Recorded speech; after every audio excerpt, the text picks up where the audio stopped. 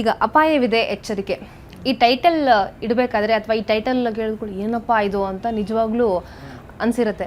ನಿಮಗೆ ಈ ಟೈಟಲ್ ಕೇಳಿದಾಗ ಅಥವಾ ಸೆಲೆಕ್ಟ್ ಮಾಡಿದಾಗ ಏನು ಅನ್ನಿಸ್ತು? ಫಸ್ಟ್ ಆಫ್ ಆಲ್ ಈ ಟೈಟಲ್ ಕೇಳಿದಾಗ ಒಂದ್ಸಲ ಅನಿಸ್ತು ತುಂಬ ಪೆಕ್ಯುಲರ್ ಇದೆ, ಒಂದು ತುಂಬ ಯೂನಿಕ್ ಟೈಟ್ಲ್ ಇದು. ನಾನು ಕೇಳಿದ ಟೈಮಿಗೆ ಸ್ಕ್ರಿಪ್ಟ್ ಕೇಳಿ ಎಲ್ಲ ಕೇಳಿರೋ ಟೈಮಿಗೆ ಯಾಕೆ ಈ ಟೈಟ್ಲ್ ಅನ್ನೋಂಥದ್ದು ಒಂದು ಇತ್ತು.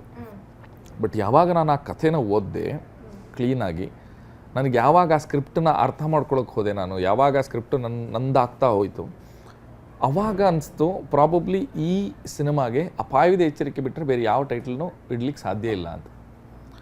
ಒಂದು ಅದು ಅಂದರೆ ಅದು ತುಂಬ ಆ ಟೈಟ್ಲಿಗೂ ಮತ್ತು ಕಥೆಗೂ ಒಂದು ತುಂಬ ಹತ್ತಿರದ ಸಂಬಂಧ ಇದೆ.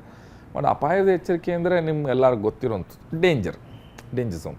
ಸೊ ಡೇಂಜರ್ ಅಂದರೆ ಏನು, ಪ್ರಾಬಬ್ಲಿ ಈಗ ನಾವು ಹೋಗ್ತಾ ಇರ್ತೀವಿ, ಒಂದು ಟ್ರಾನ್ಸ್ಫಾರ್ಮರ್ ಇರುತ್ತೆ, ಅಲ್ಲೊಂದು ಡೇಂಜರ್ ಸಿಂಬಲ್ ಇರುತ್ತೆ, ಅಪಾಯವಿದೆ ಎಚ್ಚರಿಕೆ, ಮುಟ್ಟಬೇಡಿ ಅಂತ ಅಲ್ವಾ.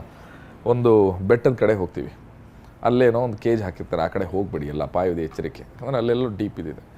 ಒಂದು ಫಾಲ್ಸ್ಗೆ ಹೋಗ್ತೀವಿ, ಅಲ್ಲಿ ಫಾಲ್ಸ್ಗೆ ಹೋದ ತಕ್ಷಣ ಆಟ ಆಡೋಕ್ಕೆ ಒಂದು ಜಾಗ ಇರುತ್ತೆ, ಬಟ್ ಈ ಕಡೆ ಹೋಗ್ಬಿಡಿ ಅಂತ ಅಲ್ಲೆಲ್ಲೋ ಸುಳಿ ಇರುತ್ತೆ, ಯಾವುದೋ ಒಂದು ರೀಸನ್ಗೋಸ್ಕರ ಅಪಾಯವಿದೆ ಎಚ್ಚರಿಕೆ ಅಂತ ಹಾಕಿರ್ತೀವಿ.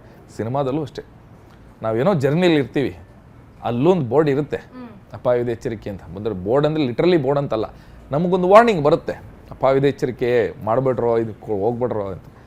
ಆದರೂ ನಮ್ಮ ಪರಿಸ್ಥಿತಿಯಿಂದ ನಾವೇನೋ ಅದನ್ನ ಮಾಡೋಕ್ಕೆ ಹೋಗ್ತೀವಿ, ಯಾವ ಅಪಾಯ ನಮಗೆ ಬರುತ್ತೆ, ಆ ಅಪಾಯದಲ್ಲಿ ನಾವು ಸಿಕ್ಕಾಕೋತೀವ, ನಾವು ಹೊರಗಡೆ ಬರ್ತೀವ, ಅದು ಹೆಂಗೆ ಬರ್ತೀವಿ, ಅದರಲ್ಲಿ ಏನೆಲ್ಲ ಮಜಾ ಇದೆ, ಏನೆಲ್ಲ ಕೂಳ ಇದೆ ಅನ್ನೋದೇ ಅಪಾಯವಿದೆ ಎಚ್ಚರಿಕೆ.